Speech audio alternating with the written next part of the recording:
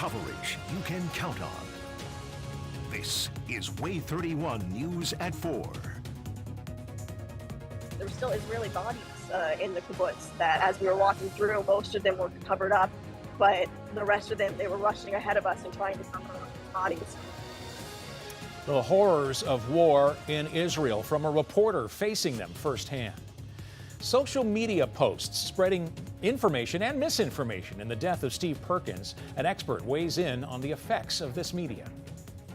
And I'm tracking an active radar across North Alabama this afternoon. I'll let you know how long this rain is going to stick around the Tennessee Valley coming up. Breaking news now at 4. A man is dead after the car he was driving went off the road and hit a gas line. That's according to the Lawrence County coroner Scott Norwood. The Lawrence County Sheriff's Office confirms the wreck happened off Highway 20 and Jefferson Street West. That's near the town of Cortland. Right now, investigators say they do not know if the accident caused the man's death or if he had a medical condition that led to the accident. Lawrence County deputies are diverting all traffic in both directions, both sides of Highway 20, until state troopers clear that scene. Good afternoon. Thanks for joining us for Way 31 News at 4. I'm Dan Schaefer. Marie Waxel is on assignment.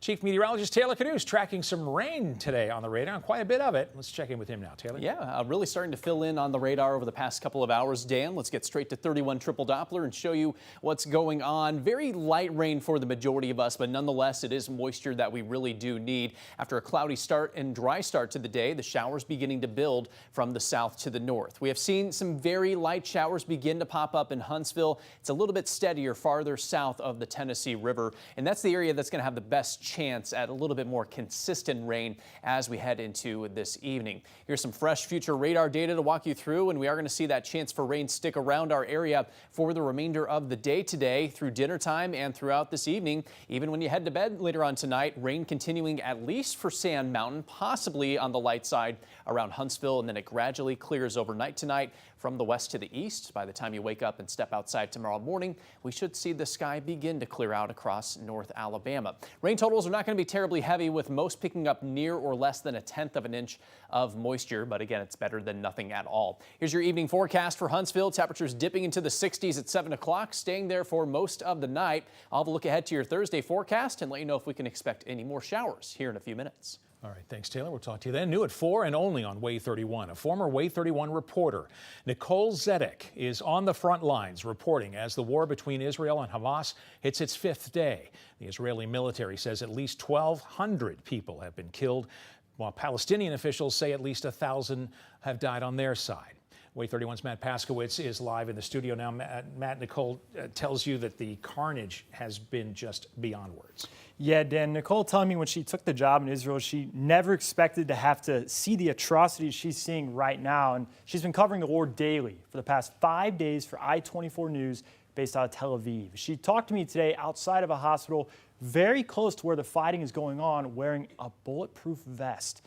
Nicole says hospitals like the one she was at are full of patients, with the one in particular she was at having 600 beds all occupied. You can see right there, she says a barrage of rockets from the Gaza Strip actually struck a child development center, but there were thankfully no injuries. And just being outside the hospital today, Nicole says she has to be on constant alert in case of a rocket strike. Fighting between soldiers and Hamas terrorists continues in these southern communities here in Israel. And while the fighting is happening on the ground, we continue to be bombarded with rockets from the Gaza Strip. So just today alone, since I've been here at the hospital, I've had to run into the shelter 6 to 7 times. Nicole tells me she never expected to have to cover such horrors on the ground. And tonight on Way 31 News at 5, she tells me about an encounter she had with an Israeli soldier that left her in tears. Reporting live in the studio, I'm Matt Paskowitz, Way 31 News.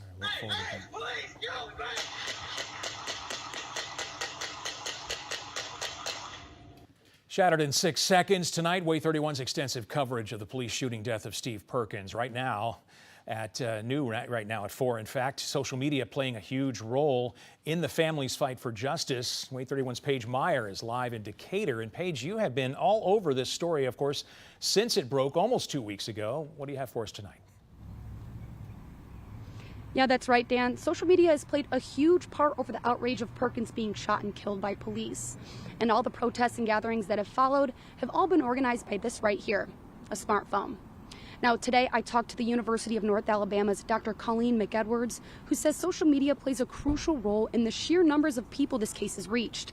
Dr. McEdwards says social media may not affect the investigation, but says it will ideally help hold officials accountable.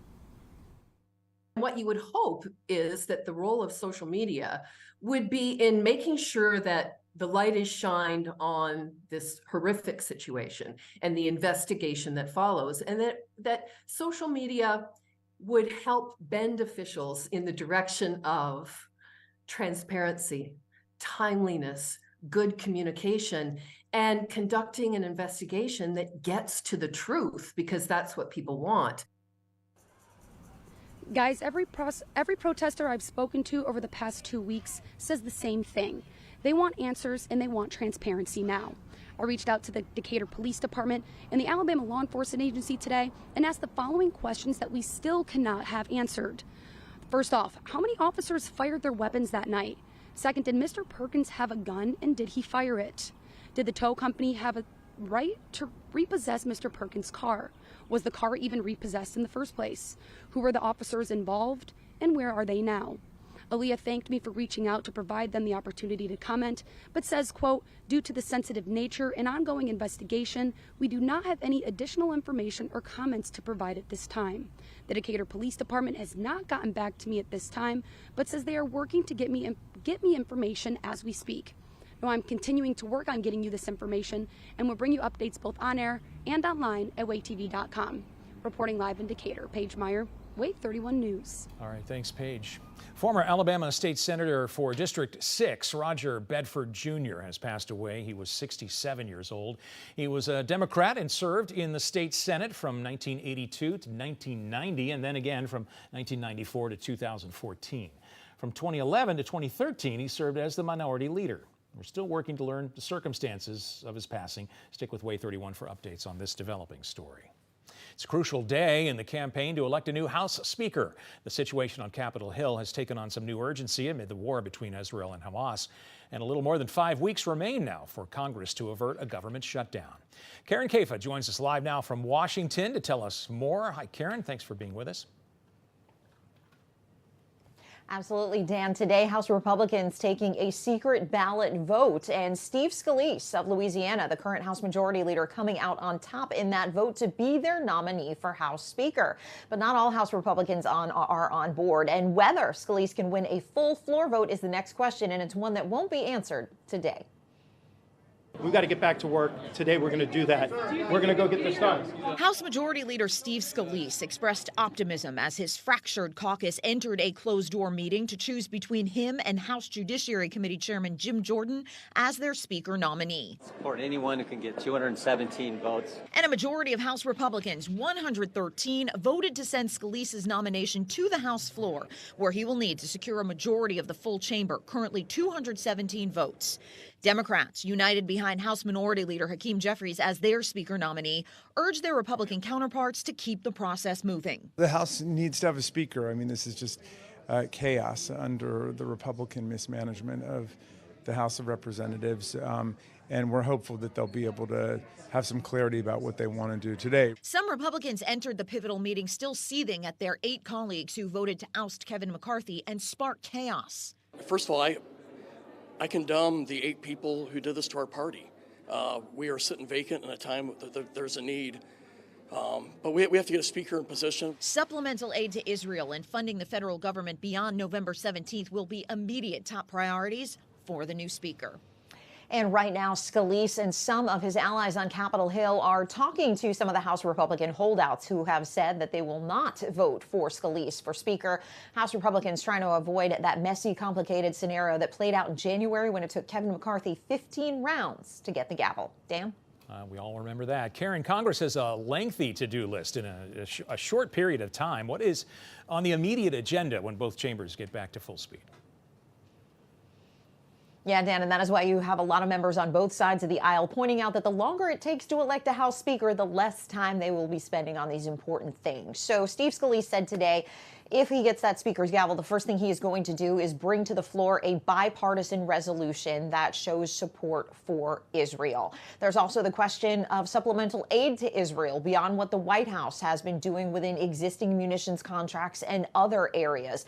President Biden has said he's going to put the pressure on the House and Senate to get that done. And there's also the question of aid to Ukraine to be considered as well.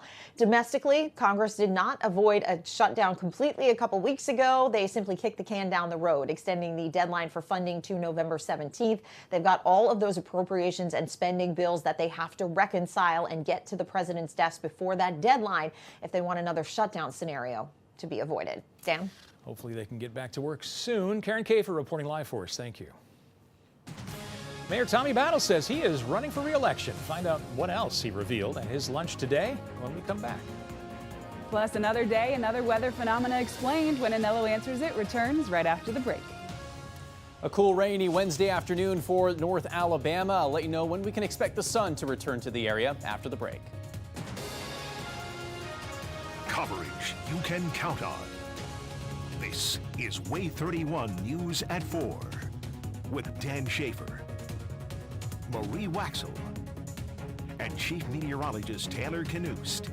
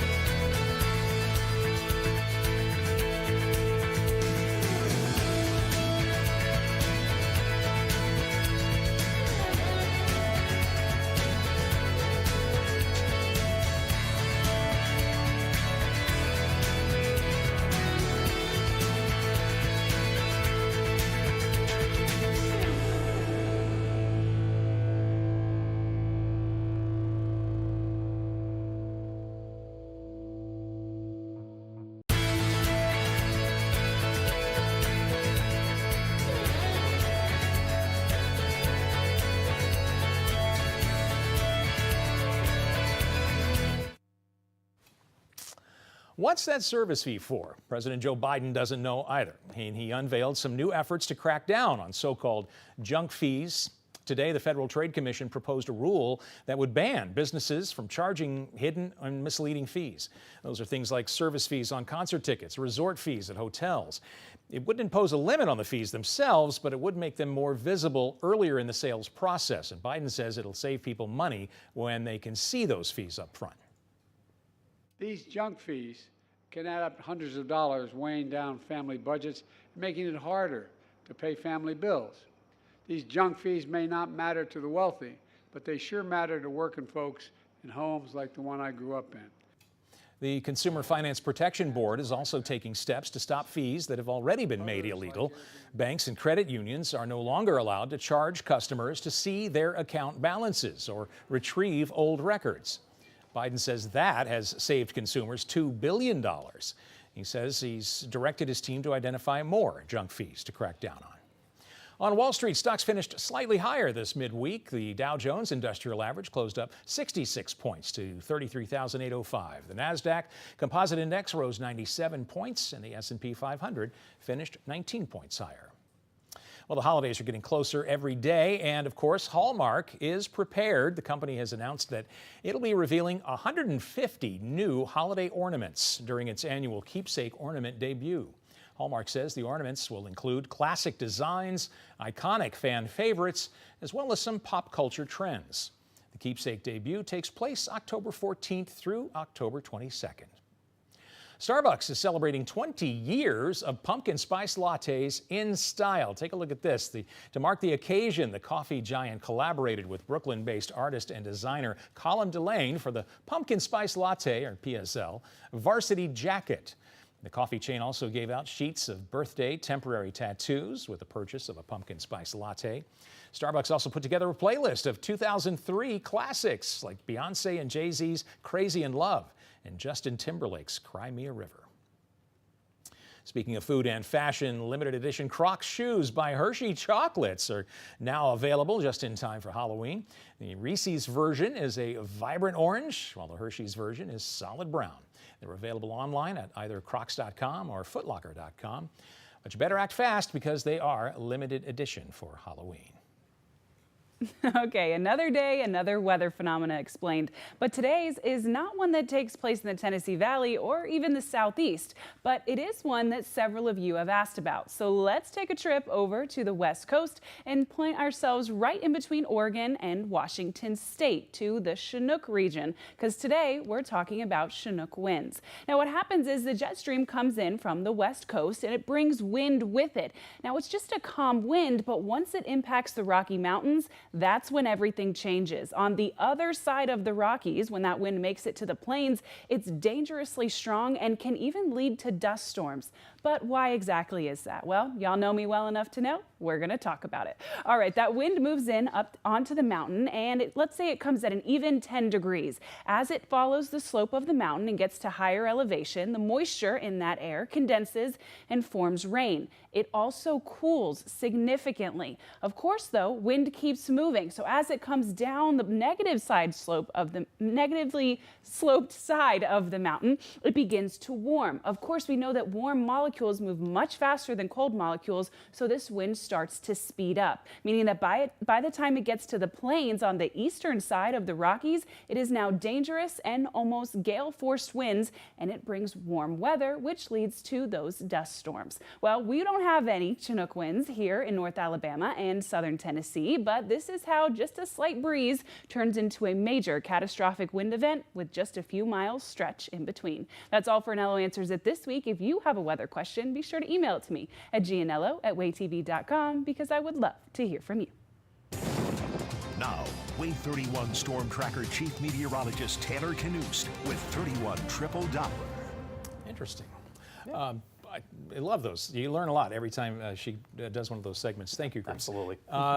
So, like she said, no Chinook winds here, but we are seeing some rain finally, which is something we haven't seen in a while either. That's been a rare sight here recently. Bad timing because tonight Willie Nelson in town at the Orion. Yeah, I know. So bring the rain jacket if you're heading out there this evening. Otherwise, we are looking at much needed rain. So most of us happy to see this change in the weather pattern, at least for today across North Alabama. And actually, a lot of the region picking up some necessary rainfall. Take a look at the drought outlook across the region. We are really in need of rainfall across the state of Alabama, back toward Mississippi and Louisiana, and we're getting just what the doctor ordered this afternoon. Low pressure has developed in the Gulf of Mexico, and north of that low is where we have widespread rain stretching from South Carolina all the way back to Louisiana. And of course, that includes us here in North Alabama as well. 31 triple Doppler showing fairly widespread rain, most of it on the light side, but nonetheless, it is some moisture that you'll have to contend with if you're heading out on the roads here anytime soon. Looks widespread. Some of this rain is evaporating before reaching the ground. So again, I anticipate this to mainly be on the lighter side of precipitation as we head into this evening. The clouds plus the incoming rain, yeah, that's keeping us cooler, much cooler than the past couple of days. We are currently at 69 degrees in Huntsville, only 64 in Guntersville, and 67 in Fort Payne. We're going to stay put in those 60s as we head into this evening, and those passing showers remaining in the forecast through dinner time and really all the way until you head to bed later on tonight. Best chance of rain is going to be south of the Tennessee River, but we'll have our chances at some rain all the way up to about the Tennessee-Alabama state line for the remainder of the evening. Once we get to midnight, we will begin to see the rain taper off from the west to the east. By tomorrow morning, not only is the rain gone, but I expect many of us to have some sunshine to kick off the day tomorrow. So a gloomy day like today, it's going to look a little different tomorrow. There will be some clouds at times on Thursday, so I'm not expecting wall-to-wall sunshine, but at least more sun tomorrow than what we have seen so far today. Here's our hourly forecast for tomorrow, starting off in the low 60s, warming to the upper 70s, and it's possible if you end up with more sunshine tomorrow that you get close to 80 tomorrow afternoon. That is the forecast high in a couple spots like Muscle Shoals and Fayetteville. Meanwhile, stuck in the low to mid 70s around Guntersville, Fort Payne, and 74 your forecast high tomorrow in Coleman. Clouds return for many of us on Friday, especially northeast Alabama, so we are expecting another cool, mainly cloudy day at that point. Could see a few more high temperatures around Sand Mountain in the upper 60s. Meanwhile, we've cooled our high to 73 in Huntsville on Friday afternoon. Here are those clouds that will surge back in Thursday night and sticking around most of the day on Friday. There is a chance at a stray shower or two during the day Friday, but most of us are going to be dry during that time. This cold front we've been watching is still expected to move in early on Saturday, but it is looking less likely that we have much rain that will pop up along this front. So that's not good news for the drought, but it is good news if you have any plans early in the day on Saturday. That front will quickly move on through during the early part of the day Saturday, and behind it, it is going to get breezy. Still not terribly cold on Saturday, although that breeze may make you want to throw on the jacket even through Saturday afternoon. The real cool down arrives on Sunday. Check out the high, 62 degrees plus a mostly cloudy sky. Virtually a repeat of that on Monday. And again, we'll be dealing with a bit of a breeze. You combine all that together, it's going to feel awfully cool out there as we kick off next week. We do see a gradual warm up, but not much, to the low 70s by the second half of next week. But all in all, Dan, it's looking cooler than average over the next 10 days. A little bit like October. Yeah, how about that? All right, thanks, Tim. You bet. Nearly 100% of Americans are guilty of touching food without washing their hands. Shocking results of a new study. When we come back, we'll give you some tips on keeping yourself and others safe when handling food.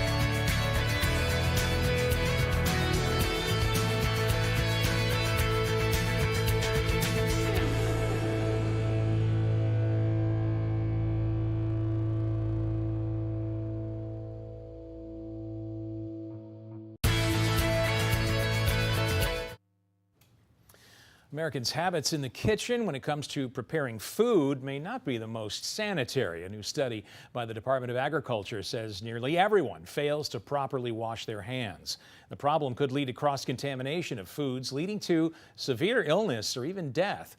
ABC's Tim Pulliam has some expert tips on how to do better. When it comes to fixing your favorite meal in the kitchen, how clean are you? Researchers say most Americans are not clean enough because of poor hand washing. The U.S. Department of Agriculture studied consumers' behavior while preparing breakfast sausage, eggs, and fruit. The results are alarming. Only 44% of people attempted to wash their hands before they started meal preparation. Meredith Carruthers, food safety specialist with the USDA, says out of those who actually did wash their hands, nearly all of them did not clean them properly.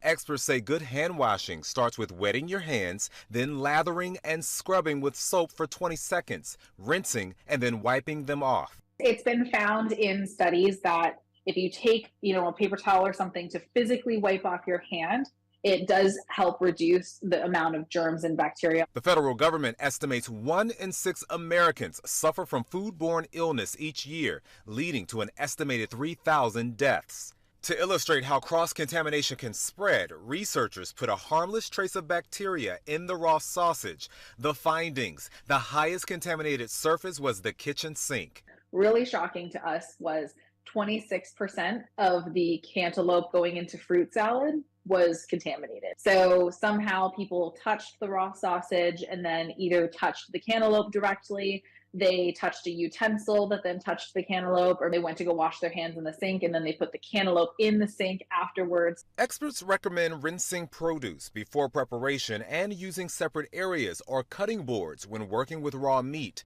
And when using a cooking thermometer, Carruthers suggests sticking it in the thickest part of the meat away from bones for an accurate reading. This means for thinner meats like sausage, going in from the side is best. After you're finished preparing your meal, sanitize all kitchen surfaces and don't forget the sink. Tim Pulliam, ABC News, Los Angeles. Experts also say to wash your hands after handling eggs, even if you don't touch the yolk or the white, because bacteria can live on the egg shell. So even if you've just picked up and moved the egg, the USDA recommends washing your hands before touching anything else.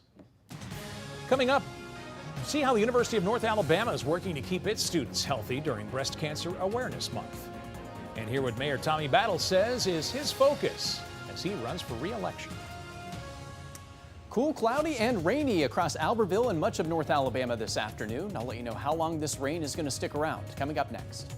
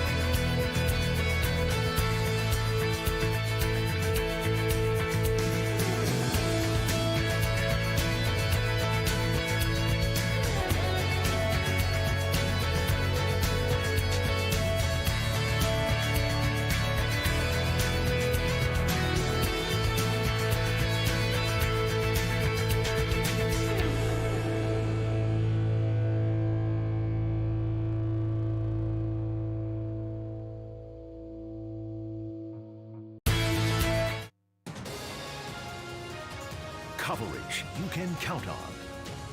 This is Way 31 News at 4:30. Good afternoon. Thanks for joining us for Way 31 News at 4:30. I'm Dan Schaefer. Marie Waxel is on assignment.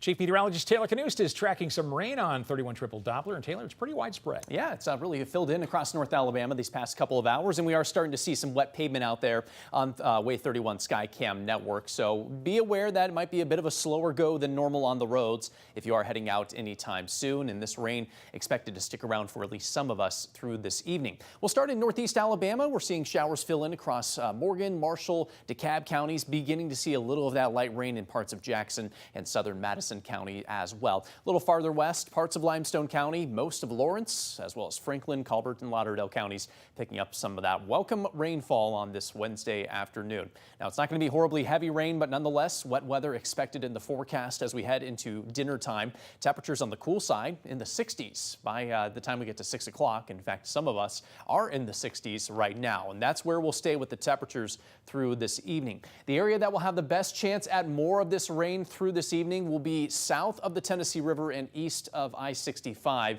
But I'm not ruling it out for areas farther north, including Huntsville, until late tonight. That's when the rain will eventually clear out of here.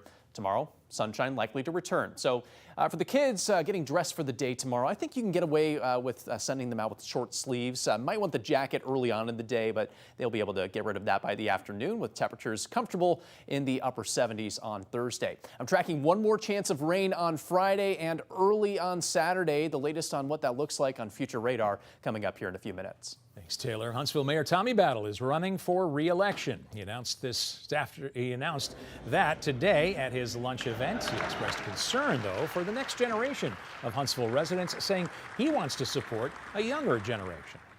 Are we still going to be able to offer them the same opportunity that we are seeing day by day for us? And that is so important.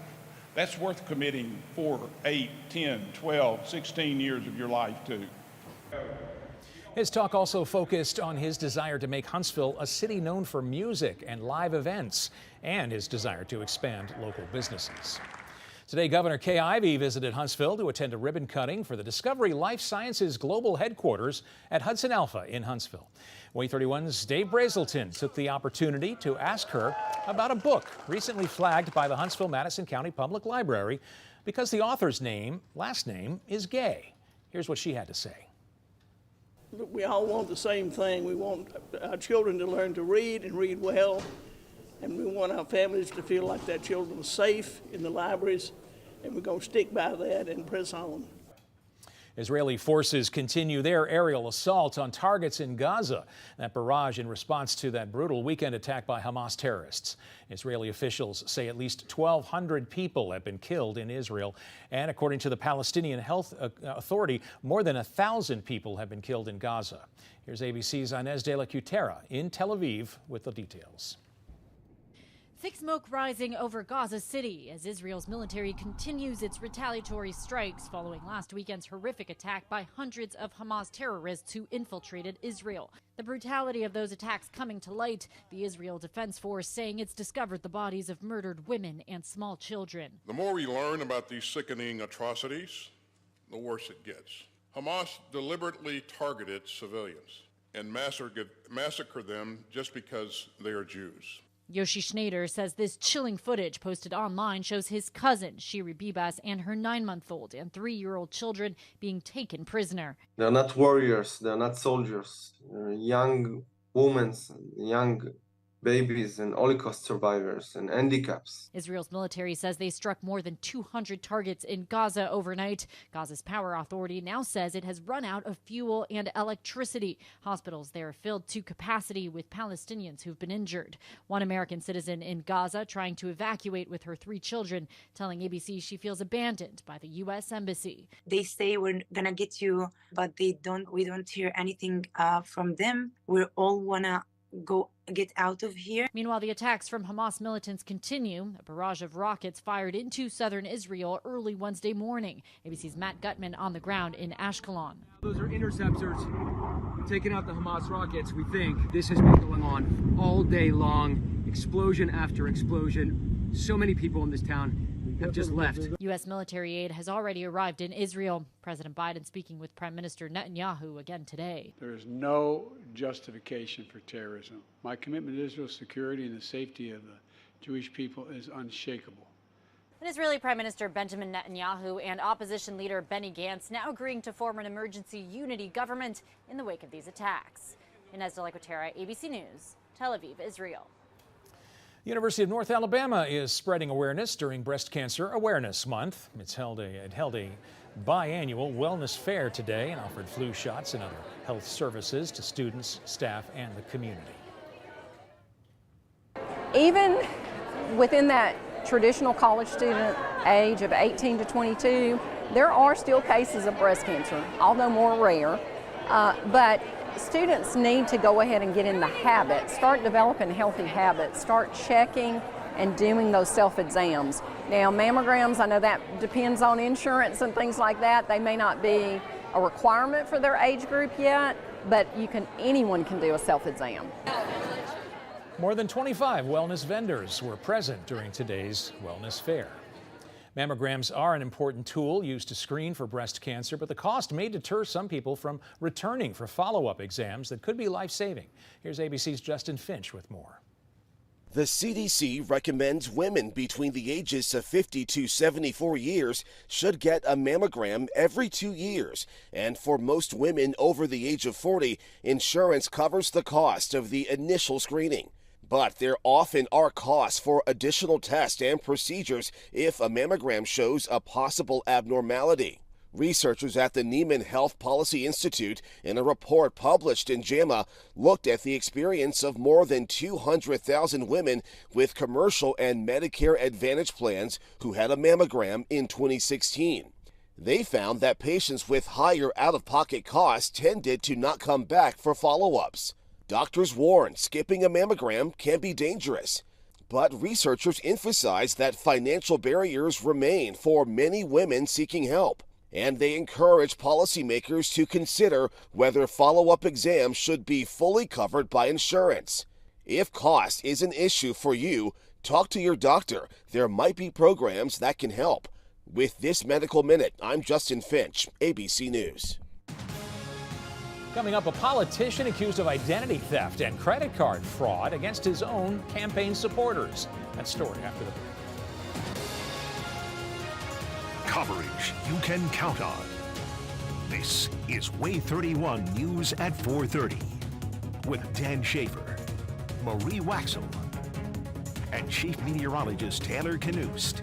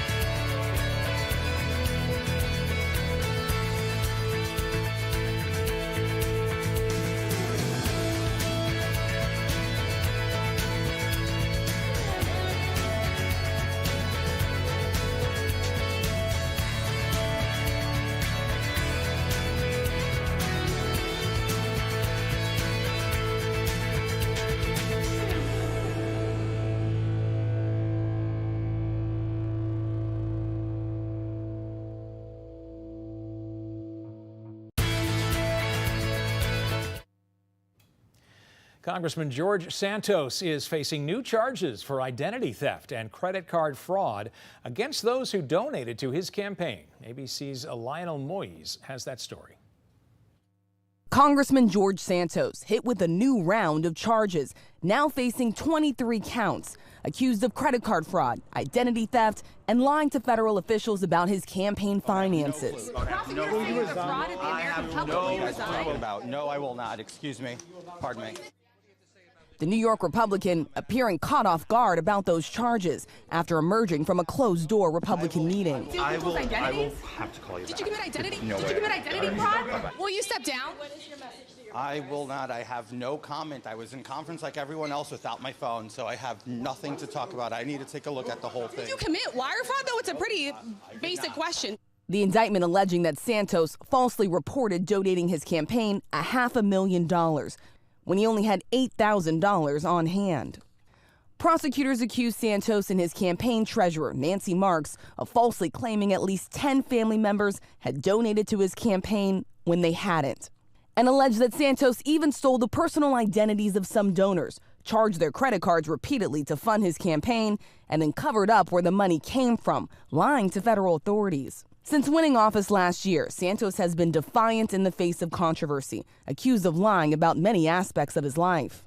In May, Santos was indicted for allegedly engaging in multiple illegal schemes, including unemployment fraud, receiving thousands in benefits during the pandemic, even though he had a job.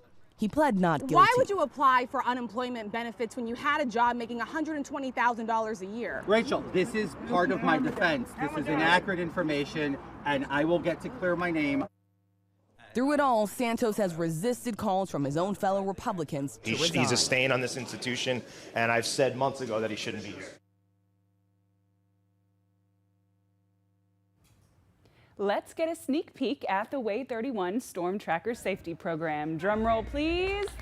It's time for the Way 31 Kid Camp. This afternoon, I visited with all of the second graders at Whitesburg Elementary School, and let me tell you, we had the best time. These little ones listened so well during our reading time, and they really remembered all of the information that we covered in our hurricane book. I know because I quizzed them after. They asked great questions about what causes earthquakes, how hurricanes differ from tornadoes, how flash flooding occurs, and why we have to get out of the pool when we hear thunder. I was very impressed. This spirited group hardly needed any help in developing a severe weather safety plan because they were already just that informed, and that was a very proud meteorologist moment for me. I loved getting to show them the storm tracker, and I loved sending them home with their Way 31 goodies, and I soaked in every single weather question that started with, one time when I was at my Mimi's. Thank you so much for having me, Whitesburg Elementary. Y'all were a dream come true, and I had the best afternoon with you.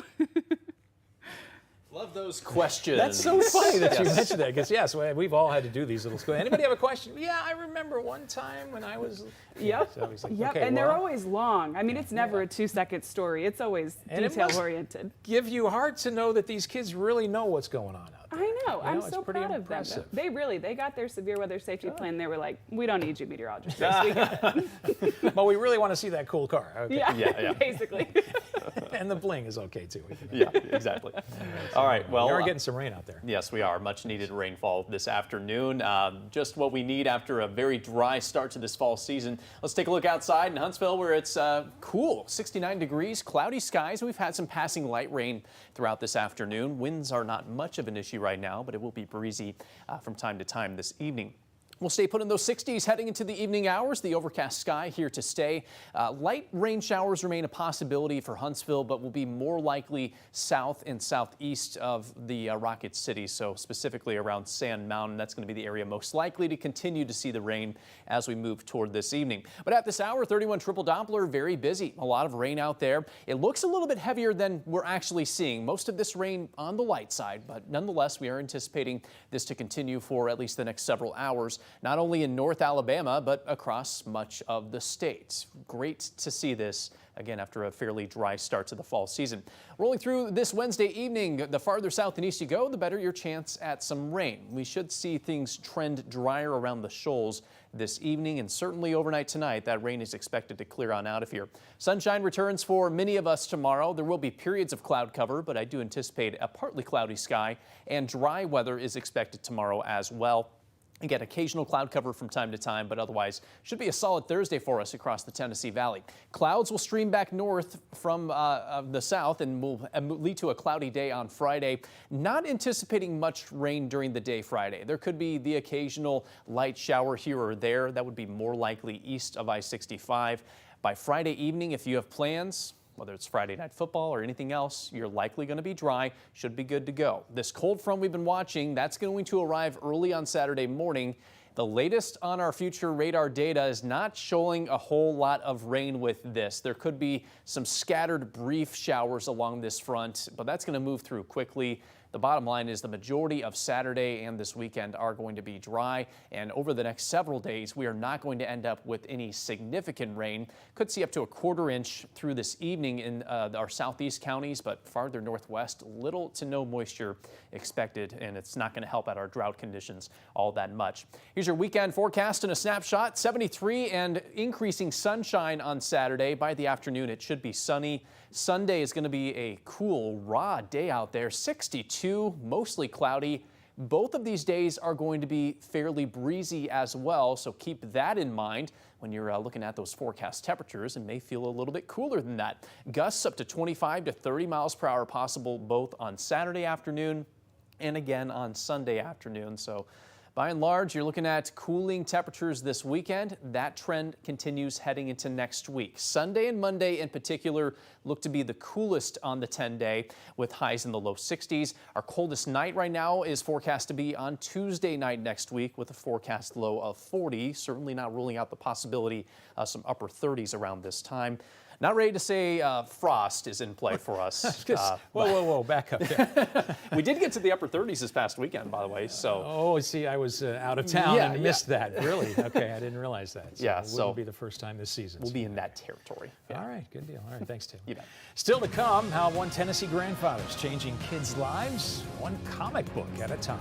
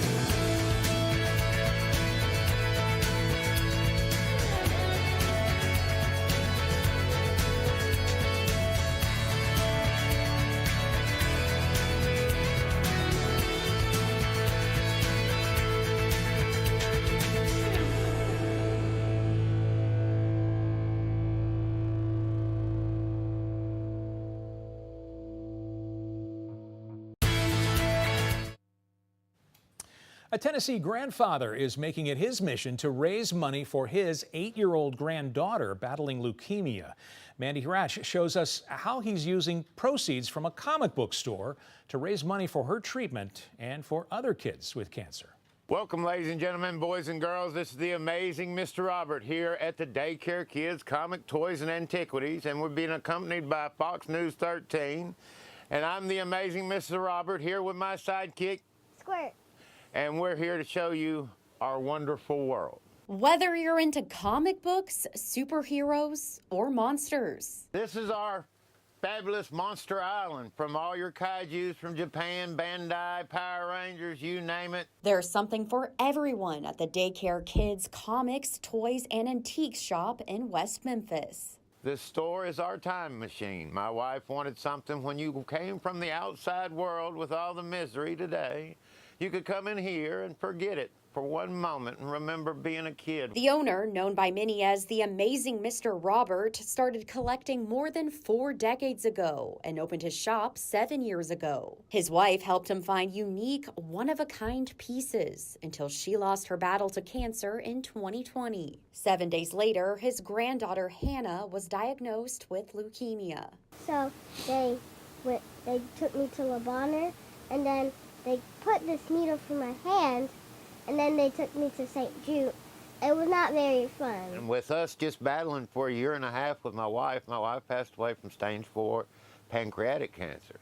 And after watching her go through it, you know, you have to do it again. That's when Robert decided every future penny made at the comic book store would go towards Hannah's treatment and other patients at St. Jude. I'm retired. All I'm going to do is spend it on them. So we give a lot of proceeds to St. Jude's, who helps her every year at the Memphis Comic and Fantasy Convention. After a long journey of chemo treatments and taking medication, Hannah is on the mend. We've got about 6.5, 7 months to go, and then we'll be done with treatment, and she'll be on remission. That's where she sleeps, on her giant Chewbacca. But I'm pretty big for it. And Robert's collection continues to grow in memory of his wife and in honor of kids like Hannah. We do this because, hey, this is what you should do. And places like this don't exist anymore. Coming up next on Wait 31 News at 5, speaking with a former Wait 31 News reporter who's now reporting on the front lines in Israel. She shares with you an experience she had with an Israeli soldier that left her in tears.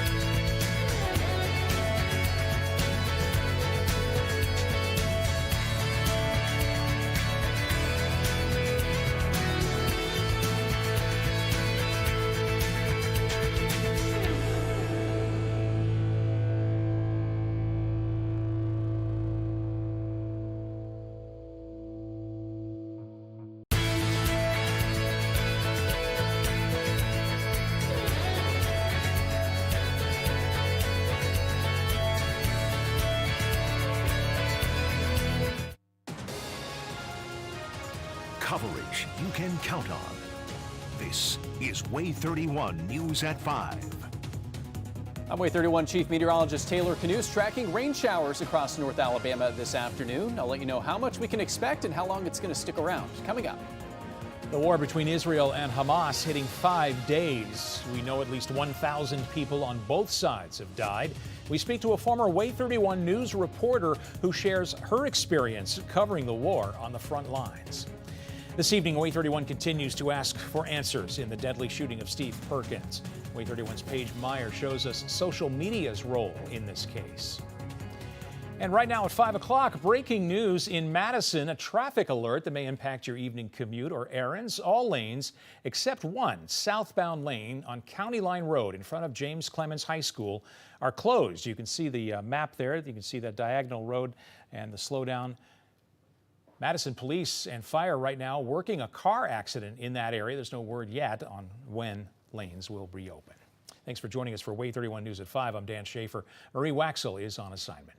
We want to start this evening again with Way 31 Chief Meteorologist Taylor Canoose in the Storm Tracker Weather Center, monitoring these current conditions. And Taylor, you are tracking some rain out there. Yeah, nice to see that. Haven't had too many rainy days like this recently across North Alabama. I'll start with a view from our Decatur sky cam. You can see the pavement is wet out there. This is not torrential downpours by any means, but nonetheless, we have fairly widespread light to moderate rain across North Alabama, showing up on 31 triple Doppler. Farther south you go, the more widespread that rain is, near the state line of Tennessee and Alabama.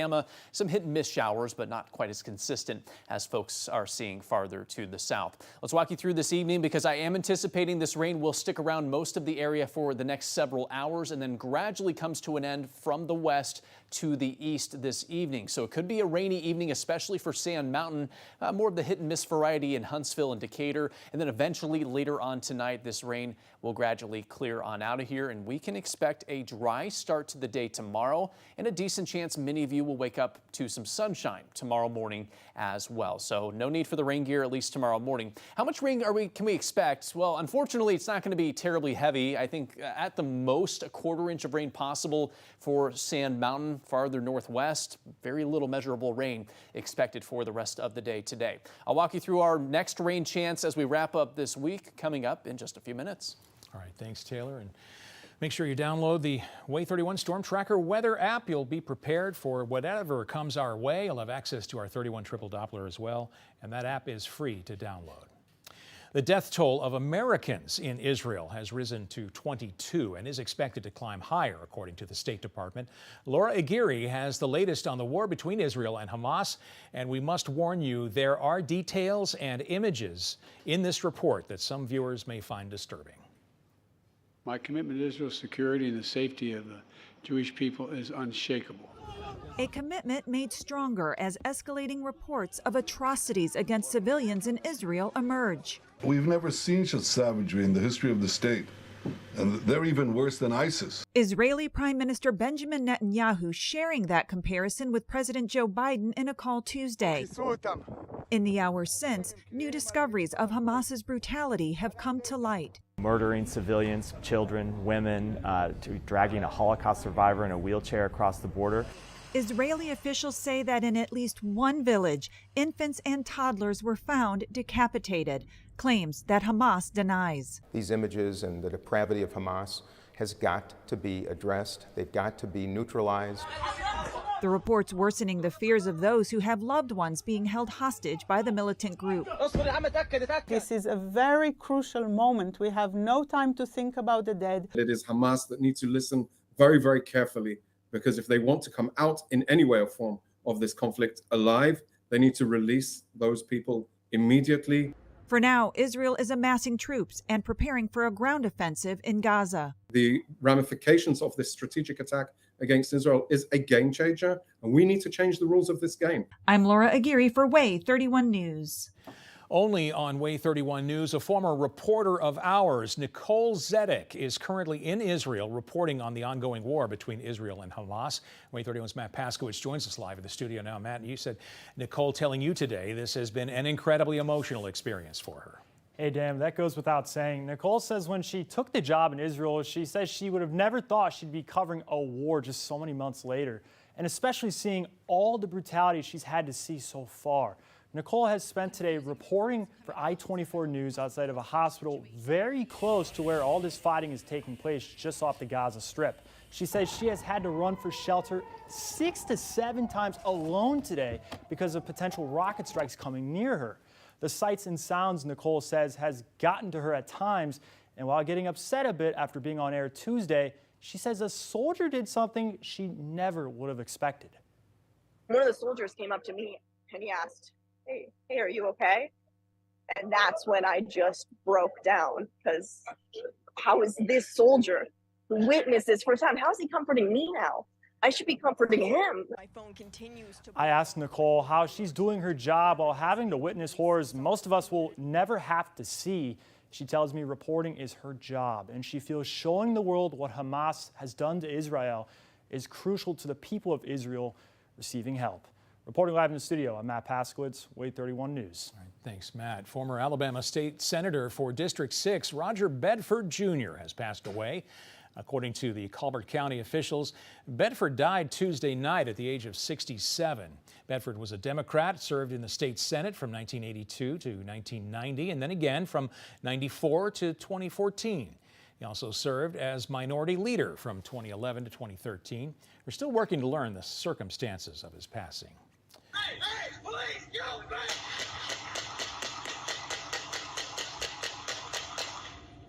Shattered in 6 seconds tonight, more of our coverage of the police-involved shooting death of Steve Perkins.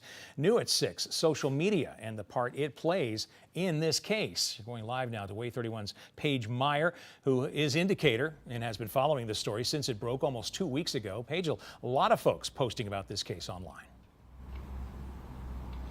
That's right, Dan. Social media has played a huge role in the outrage of Perkins being shot and killed by police. The protests and gatherings that followed have all been organized by this right here, a smartphone. Now, today I spoke with University of North Alabama lecturer Dr. Colleen McEdwards, who says social media has played a crucial role in the sheer amount of people that this case has been able to reach. Dr. McEdwards says she doesn't know if social media will affect the Perkins investigation, but says people are using it to help prevent situations like this to be held in darkness. Eyewitness accounts, body cam footage, if and when that is released, and also that grainy security camera footage in the neighborhood that if verified and if correct and true, can really be a part of an investigation to help people see and determine, what happened at this horrific scene. The protesters I've spoken to over the past 2 weeks have voiced that they want answers and transparency. Now, I reached out to the Decatur Police Department and the Alabama Law Enforcement Agency today and asked the following questions that we still don't know the answers to. To start, how many officers fired their weapons that night? Next, did Mr. Perkins have a gun and did he fire it? Did the tow company have a right to repossess Mr. Perkins' car? What was the car actually repossessed? Who were the officers involved? And where are they now? Now, I reached out to the Decatur Police Department again today, and they say they are still not able to comment and said my questions can be directed to Aaliyah. But when I reached out to Aaliyah, they said in part, quote, due to the sensitive nature and ongoing investigation, we do not have any additional information or comments to provide at this time. Now, I'm continuing to work on getting you this information, and will provide you with updates both on air and online at waytv.com. Reporting live in Decatur, Paige Meyer, Way 31 News. All valid questions that need to be answered. Thanks, Paige. And again, be sure to stay with us for our Shattered in 6 Seconds coverage on Way 31 News at 6. You can also find a timeline of the events on our website, waytv.com. One man is dead after the car he was driving went off the road and hit a gas line. That's according to Lawrence County Coroner Scott Norwood. The Lawrence County Sheriff's Office confirms that wreck happened off Highway 20 and Jefferson Street West. It's near the town of Cortland. Right now, investigators say they do not know if the accident caused the man's death or if he might have had a medical condition that led to the accident. We now know the name of a woman killed in a two-car crash. It happened Tuesday morning at Greenbrier Parkway. Huntsville police identified 30-year-old Tanisha Slaughter of Athens as that victim. Paramedics rushed a second person to the hospital. That person, we're told, is expected to be okay. New at 5, superintendents from every school district in the state gathering in the Shoals this week. The Fall Leadership Conference is sponsored by the State Superintendents Association. It's a chance for district leaders to share with each other what they're working on, what pose the biggest challenges. There's 167 school systems in the state of Alabama, and everyone I've been to since I've been in office, everybody comes. I mean, that just shows the dedication the superintendents have, trying to get better, make sure we're keeping up, seeing what everybody else is doing, and stay in close contact with the State Department. So I think it's awesome. Jackie Brooks. This conference also saw the selection of Tuscaloosa City School Superintendent Mike Deria as Superintendent of the Year. The average score students receive on the ACT college admission test reached a new 30-year low. It's now 19.5 out of 36. The organization that administers the test says that shows kids are less ready for college than before. It also attributes the fall to adjustments made to schooling during the COVID-19 pandemic. But ACT scores have been on the decline for 6 straight years, long before COVID. Starting next week, Alabama high school seniors can apply for colleges at no cost. Several colleges are waiving their application fees from October 16th to the 20th. These include community colleges. It's a statewide event, but it also extends to applying for certain out-of-state colleges. Coming up after several days of conversation, House Republicans have now nominated their next speaker, when we can expect an official decision.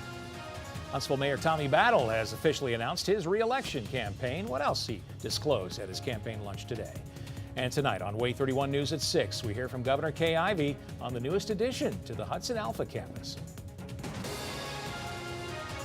Coverage you can count on.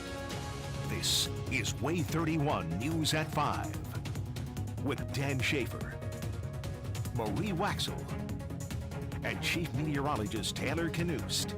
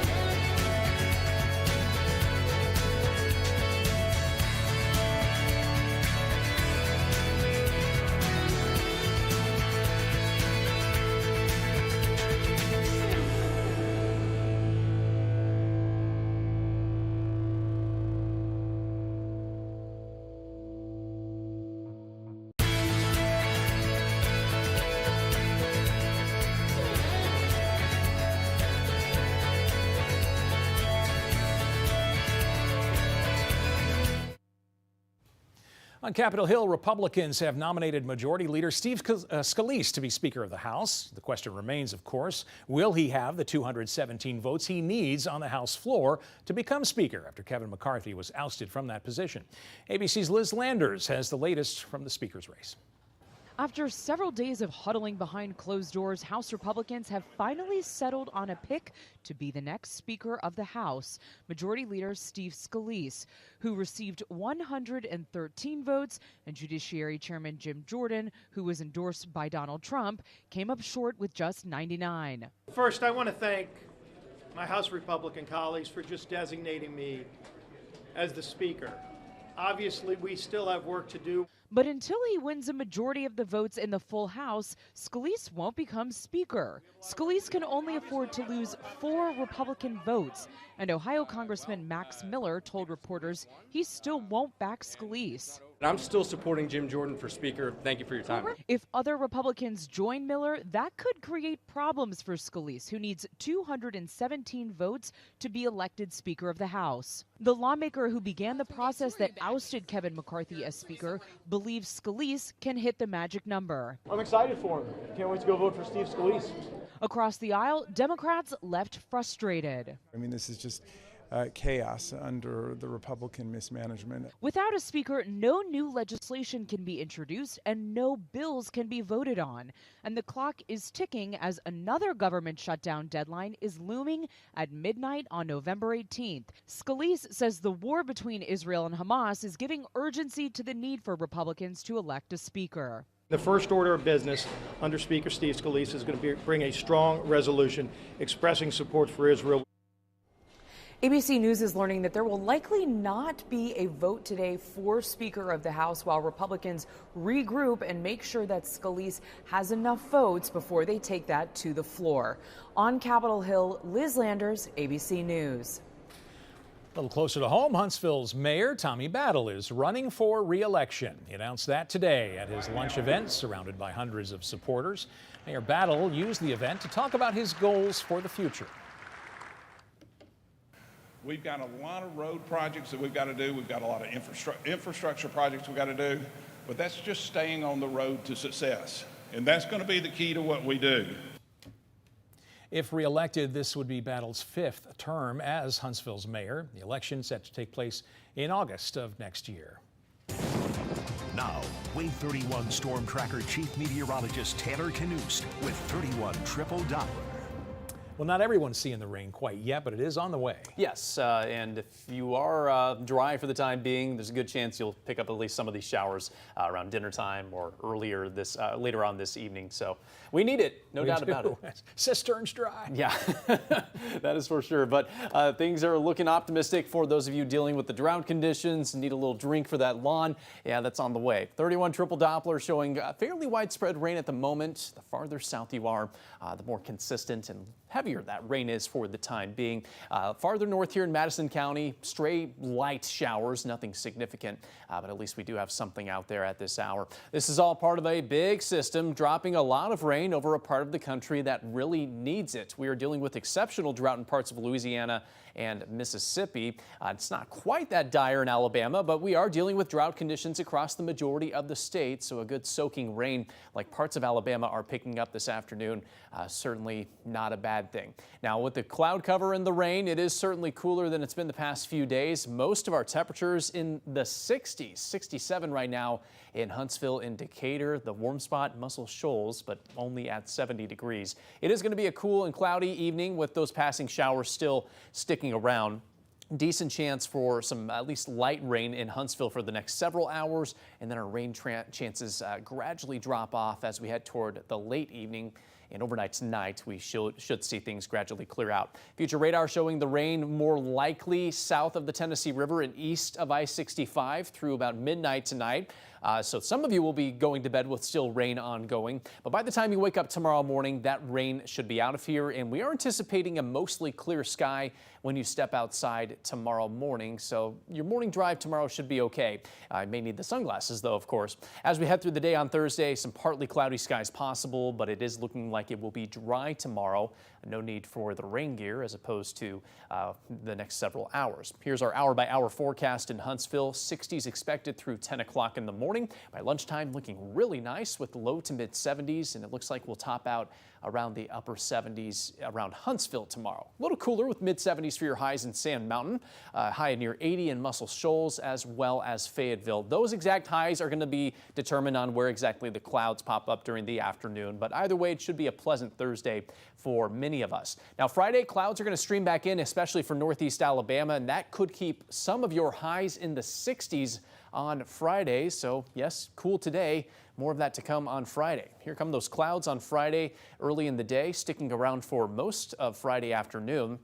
Might get a little clearing. It should be dry for Friday night football, but then this cold front's going to move through late on Friday night, early Saturday morning. The latest data shows us that the rain does not look terribly widespread or heavy along this cold front. Yes, we could get a brief passing shower early on Saturday morning. We're talking near sunrise, but that threat's not going to stick around long, and it does look like a mainly dry weekend. But behind that front, it's going to get breezy both Saturday and Sunday. And check out the cool down coming our way. We have knocked the highs down to 62 on Sunday as well as Monday. And when you mix that in with the cloudy skies, breezy wind, Sunday is going to be a day you're going to want the thicker jacket, I think. It's going to be a cooler day for sure. You seem to be avoiding the words, but wind chill, perhaps? Oh. Yeah, I'm willing to say it. Yeah, okay, all right. Wind chill could be in the mix. Yeah. It's something anyway. All right. Now, if you're heading out to tonight's Outlaw Music Festival, as Taylor mentioned, you might want to grab the umbrella, and you also might want to catch the Orbit bus. We'll tell you more about that after the break.